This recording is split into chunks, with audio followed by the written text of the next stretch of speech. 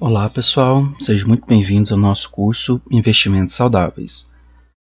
Agora nós iremos começar a falar sobre os índices que vão estar relacionando as várias estruturas que nós detalhamos anteriormente. Os primeiros que nós vamos trabalhar vão ser esses daqui, que vão ser os próximos vídeos, né? Não necessariamente vai ser somente este. Nós vamos trabalhar primeiramente com o índice de solvência de curto prazo. Isso daqui vai trabalhar como que a empresa está relacionando a quantidade de dinheiro que ela tem para gerar no próximo ano e a quantidade de despesas que ela tem para pagar. Vai verificar se está equilibrado essas condições. No segundo, ele vai ver as dívidas gerais, a relação de produção com a dívida geral, a relação de tudo que ela tem em relação da dívida, tudo que ela produz em relação à dívida geral dela. Em seguida, nós vamos trabalhar com as medidas de atividade de gestão dos ativos. Essa parte vai trabalhar com o tempo de estocagem, prazo para pagar fornecedor, prazo para receber de clientes. Isso daí tudo vai fornecer uma característica da gestão, observando que anteriormente nós vamos ver como que a produção de riqueza está se relacionando com os endividamentos de curto e longo prazo. Aqui nós estamos trabalhando mais a característica de gestão, quanto tempo que está dando para cliente pagar. Então isso daí tudo está relacionado com o tipo de gerência e como que essa gestão está atuando para gerar a riqueza da empresa. A empresa pode necessitar de mais caixa, estendendo os prazos dos clientes, dando mais prazo para eles pagar e com isso conseguir uma maior lucratividade, uma maior rentabilidade. Ou a empresa pode também estar num ramo totalmente favorável a um alto giro e conseguir fazer uma gestão mais ativa ali, com giros mais rápidos, sem ter as medidas de lucratividade e rentabilidade prejudicadas, né, reduzidas. Isso daí também gera uma característica boa, porque apesar de não ter uma lucratividade, uma rentabilidade que aumenta, ela tem uma gestão mais efetiva e isso aumenta a rotatividade de toda a empresa. E isso pode gerar uma maior receita, né, pode aumentar a quantidade de receita e de lucro, consequentemente, da empresa. Daí nós temos a identidade do POM, que está relacionado com o ROI, que é a rentabilidade sobre o que a empresa produziu, que daí é uma forma de você avaliar se a empresa está necessitando, se ela está aumentando a sua rentabilidade porque ela está apoiando em capital de terceiros, ou se ela está melhorando realmente a sua gerência, a gestão dos ativos e a liquidez e a margem líquida dela. E em seguida nós vamos falar de duas medidas extras que nós vamos, na nossa tabela futura, considerar junto com os ativos de solvência de curto prazo. E depois nós vamos falar das medidas de valor de mercado, que são os famosos PL, PSR, preço sobre valor patrimonial, valor de mercado sobre valor patrimonial, valor de mercado sobre valor da empresa sobre EBITDA, que são formas de você ver se a empresa está num valor acima do que ela está produzindo momentaneamente ou se ela está abaixo. Normalmente, você tem como comparar, porque se a empresa apresenta uma estrutura dessas partes anteriores melhores, uma estrutura A melhor do que de uma estrutura B, e o preço de mercado dela, os valores de mercado estão considerando que ela está com preço abaixo da estrutura B, então é melhor você investir na primeira, né? Porque a primeira vai ter uma estrutura de capital melhor com um valor de mercado menor. Isso daí é considerando, você não está falando assim, essa empresa vai crescer mais do que a outra no curto prazo. E sim, você está falando que ela vai crescer de forma mais consistente. Para você saber se ela vai crescer mais, você tem que olhar também questões de potencial de alavancagem, daí você tem que aceitar correr mais risco. Então, como nós estamos abordando por uma forma mais conservadora, nós vamos observar por esse ponto, né, de empresas mais sólidas, com estruturas de rentabilidade que são contínuas em relação de empresas que não são com essa estrutura de rentabilidades tão contínuas, com baixa alavancagem e geração de resultados favoráveis.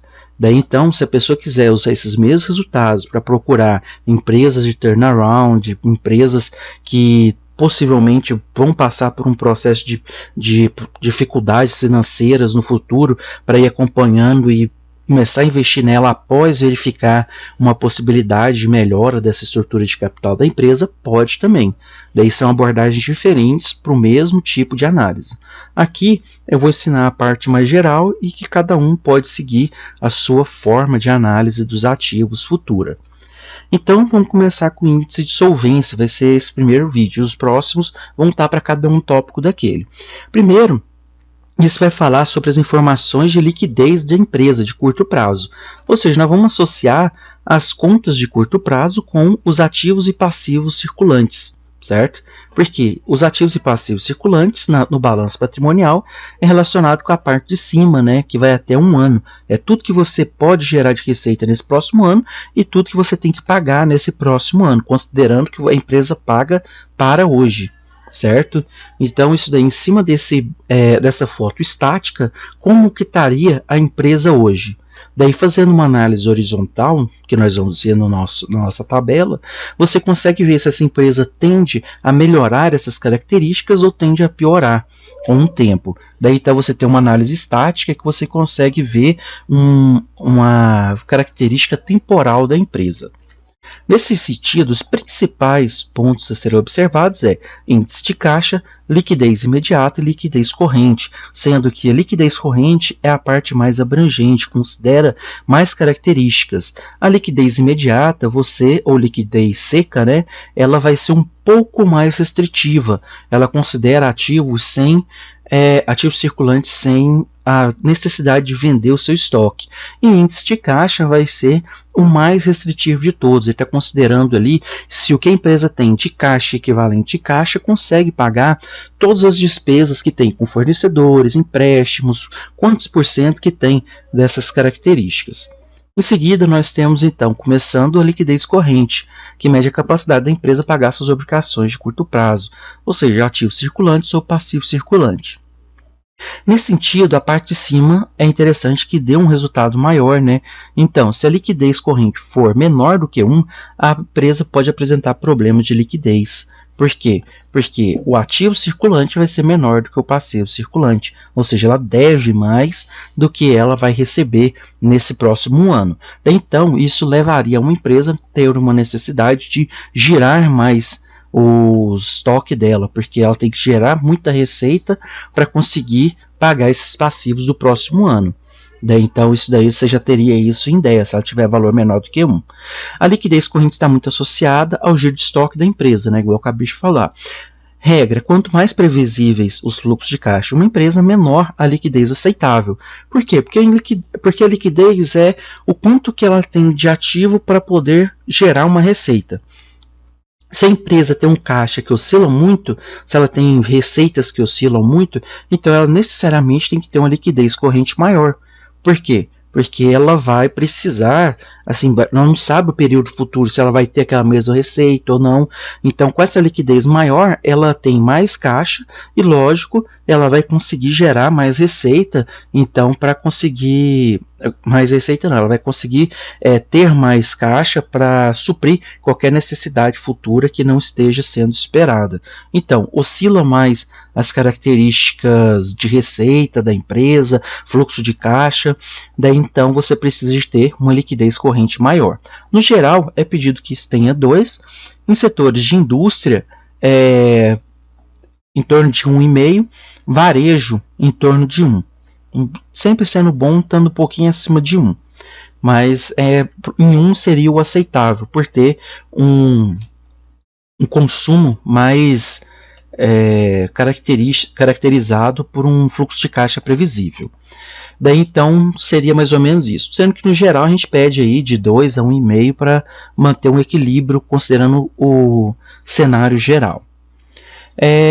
A liquidez imediata, como nós vimos anteriormente, ela vai subtrair o estoque, né? Vai pegar o ativo circulante e tira o estoque, e daí divide de novo pelo passivo circulante. Isso daqui acontece porque seria assim, igual agora na pandemia, supondo que toda a empresa parou. Então, será que ela conseguiria pagar tudo que ela deve simplesmente com o que ela tem para receber, com caixa, equivalente de caixa, com esses resultados que já teoricamente vão virar dinheiro nesse um ano? Será que ela conseguiria pagar todas as obrigações dela? Daí, nesse sentido, ele não considera que vai ter a venda do estoque, certo? Então, considerando isso, valores maiores do que um, né, levam a uma liquidez imediata ou uma liquidez mais restritiva do que a liquidez corrente favorável, né? Empresas que, se a liquidez imediata for maior do que um, né, a empresa apresenta recursos financeiros que não necessitam da venda do estoque, né? Ou seja, no período de pandemia, vocês podem observar que essas empresas podem estar passando por um processo mais tranquilo do que as empresas que têm uma liquidez imediata menor do que um. Mas isso aí é uma análise muito inicial, tá? A gente tem que observar se ela tem giros que são favoráveis dentro da pandemia, que não são, por exemplo, setor de vendas, de setor de software, né, as empresas de tecnologia, tem empresas também, por exemplo, no setor de varejo que estão dando a volta por cima e conseguindo fazer muitas vendas online. Então isso daí acaba que a liquidez imediata dá um grau de perigo para esse período de pandemia que está parado, mas ainda assim tem o estoque que vai girar um pouco aí, mesmo sendo pouco, mas vai conseguir girar. Quanto mais previsível o fluxo de caixa da empresa, menor liquidez aceitável, né? Aqui no geral pode ser até 1. A gente consegue admitir até 1 a liquidez imediata, setor de indústria 1,5, varejo menor do que 1.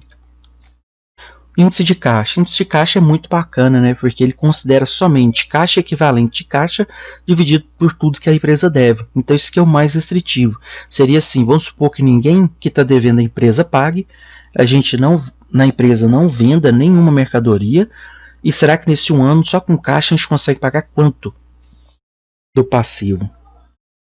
Daí, da mesma forma, quanto mais previsível os fluxos de caixa da empresa, menor o índice de caixa aceitável.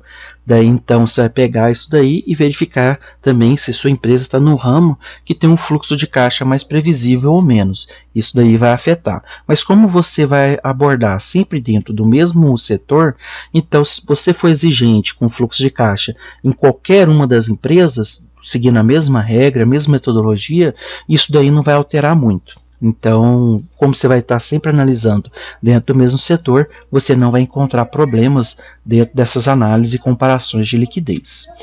Então, se tem alguma dúvida, né, deixa aí nos comentários. A gente vai estar se esforçando para responder todos. Bom estudo para vocês e até a próxima. Obrigado.